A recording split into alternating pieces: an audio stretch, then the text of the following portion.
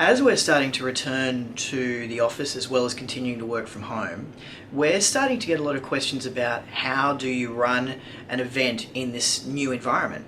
And I think it's really important that we look at the current climate and recognise that it's going to be around for a while, and also recognise that it's important to continue having events, to recognise some people want to be online, some attendees want to be there in person, but the overwhelming consensus though is that everybody wants to come to events and hear awesome speakers.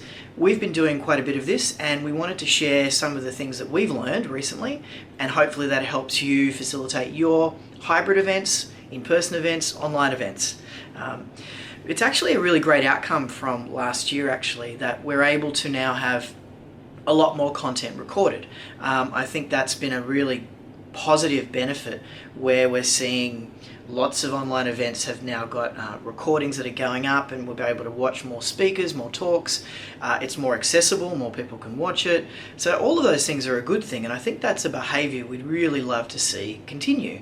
And it's pretty easy to have that continue, I think, and that's just by recognising the tools we learnt how to use last year when we had our boots on sitting at home are tools we can still use when we're in person.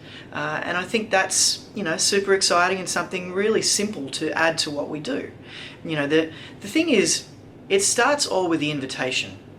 What's the objective of your event? Are you wanting to have an in-person event, in which case you've got a range of speakers coming, and then how do you actually facilitate it, right? And so firstly, it comes with the invites. I think if you're going to have a hybrid event, you need to be really clear with the invite.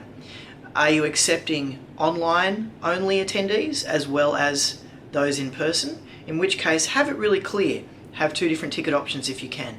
Meetup makes that a little bit difficult. Eventbrite and Humanitix is actually quite a good mechanism to do that. I'd suggest using Humanitix, where you can have a free online version versus the people who come in person as well. But having different tickets is going to help you know your numbers, particularly in this current environment where we need to be very mindful of the guidelines as to how many people we can have in person. It's important that you know how many people are coming. So be clear with the invitations and be clear with the tickets if you can.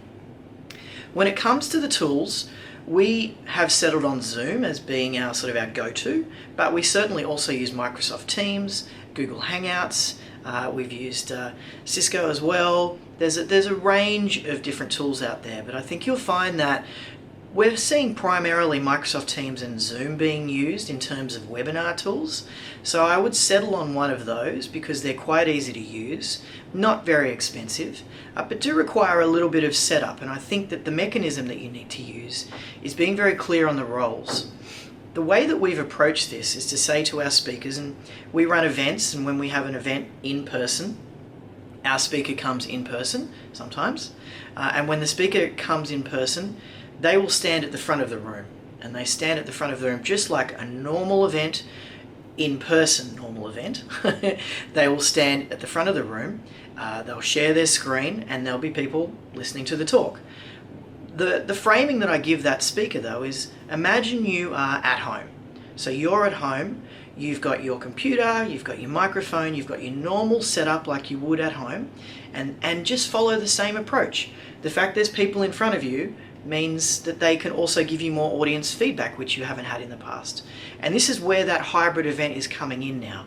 So the speaker is using Zoom or Teams, they're logged in, they're either a co-host or they're a moderator, depending on the tool you're using, and they're able to facilitate and give their talk just as they would online only, okay?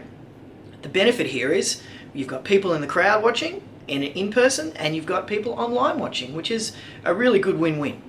The other things that we've been doing are, I as the facilitator, or our facilitators facilitating the event, will have a separate instance, a separate computer at the back of the room, and that computer is introducing the speaker, facilitating the event itself, emceeing the event if you like, and then they're also able to curate the questions. But it means that from another point of view perspective, questions are asked both online and in person. So it means that you can blend the two again. But it also means that we're able to have a really cohesive event. So that second point of view, that second instance, is also another co-host, and I think that's been really important. The third one we do is we have, and it's super easy to do, you don't need to get expensive camera gear, just grab a mobile phone, log into Zoom or Teams or Google Hangouts, and if you do have a tripod, put that camera and that tripod around the room. Give it the angle of looking at the participants who are in the room.